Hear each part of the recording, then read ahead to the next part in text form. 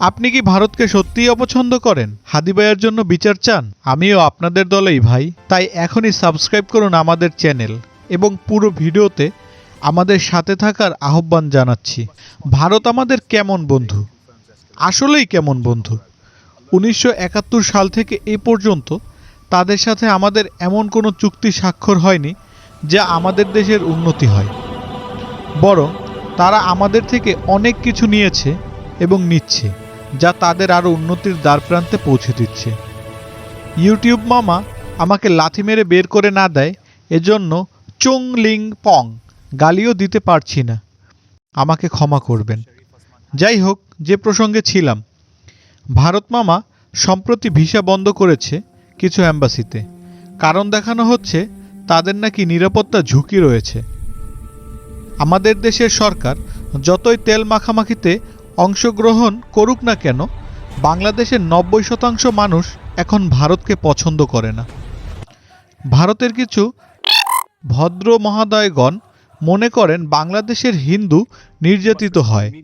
আরে বেটা, তোদের দেশের থেকে এদেশের হিন্দুরা বেশি শান্তিতে আছে।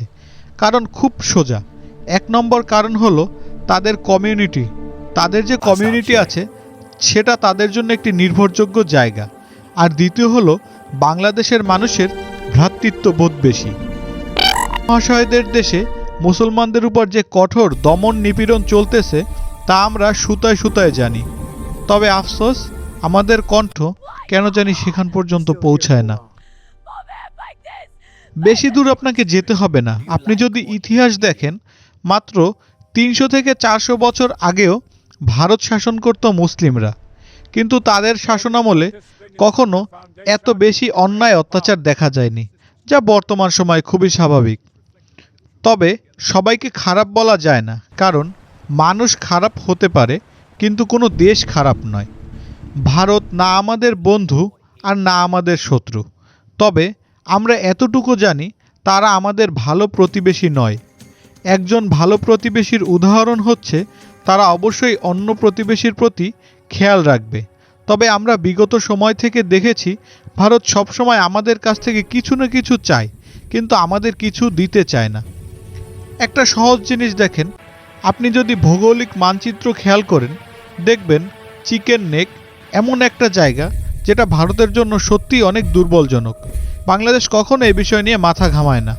বাংলাদেশ কখনো 7 সিস্টার নিয়েও আলোচনা করতে চায় না।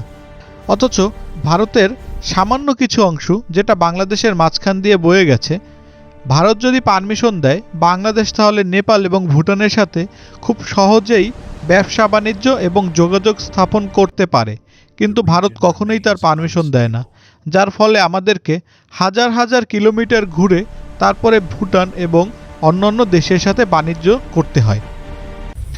মাওলানা আব্দুল হামিদ খান ভাসানী বলেছিলেন, এই আসাম আমার, মেঘালয় আমার। কারণ খুবই সহজ, যুদ্ধের পর থেকেই বাংলাদেশের নির্মাণ শুরুতেই আমাদের থেকে এগুলো কেড়ে নেওয়া হয়েছে। বর্তমান পরিস্থিতি এমন হয়ে দাঁড়িয়েছে যে তারা চায় আমাদের পুরোটাই তাদের ভিতরে নিয়ে যেতে।